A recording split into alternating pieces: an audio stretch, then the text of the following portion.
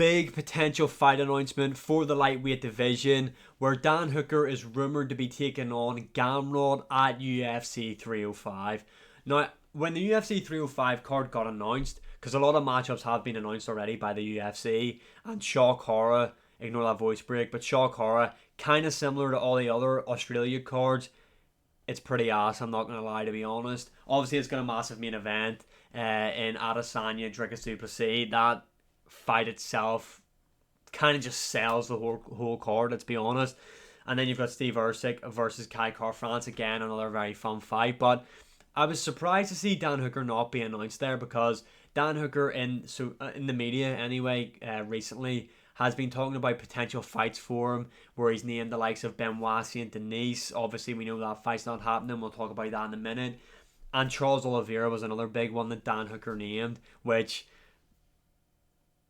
I mean, fun fight stylistically makes zero sense. But let's just talk about Gamrot for a second. Gamrot is without a doubt the boogeyman of the lightweight division. Now, say what you want about Gamrot, love him or hate him, I do think he has a very kind of boring fight style. It's not very fan friendly, let's be honest, but it does get the job done, and it's a very effective style for Gamrot. I mean, it's got him to the 5th spot in the lightweight division, and the lightweight division is arguably the UFC's most stacked, let's be honest. Gamrot is currently on a 3-fight win streak, and he has got a win over the current number 1 contender in Arman Tsarukyan. And Gamrot is a name that you do not hear being called out by anybody in the UFC's lightweight division. So it's actually pretty refreshing to see them getting a call out. Now, in terms of ranking wise, it doesn't really make much sense for Gamrot. I mean, Dan Hooker's 11 or 10 in the rankings.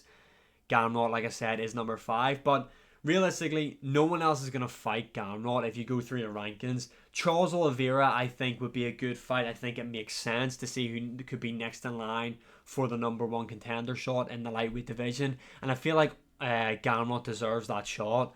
I just don't know if Charles Oliveira is going to take it. You've got Justin Gaethje. Justin Gaethje isn't going to fight Gamrot, let's be honest. Dustin Poirier, their teammates, that's not going to happen. Who else have you got? Arman, they've already fought. Arman is going to fight Islam for the belt next, pretty sure. Then we've got the likes of Beneil Dariush, who has beaten Gamrot. He has beaten Gamrot. That is true. I don't think that rematch is going to be ran again, no. Then you've got Michael Chandler, who is going to fight Conor McGregor, obviously. That fight isn't going to happen. Then you've got Rafael Fiziev, who Gamrot had his no contest with. Then you've got Max Holloway.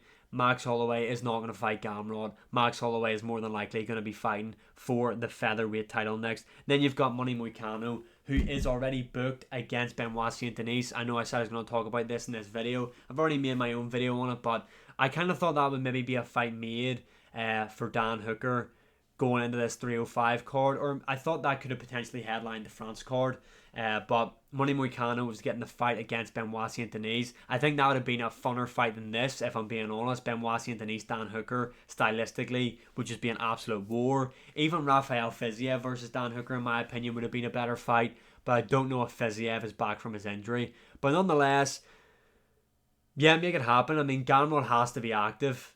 I think one more win, he's on a 4-fight win streak then.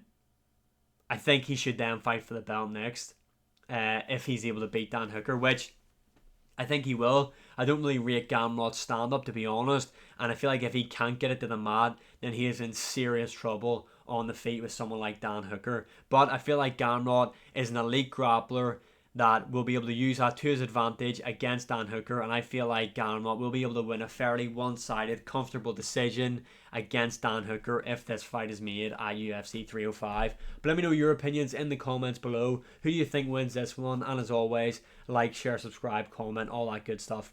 And I'll see you again in the next one.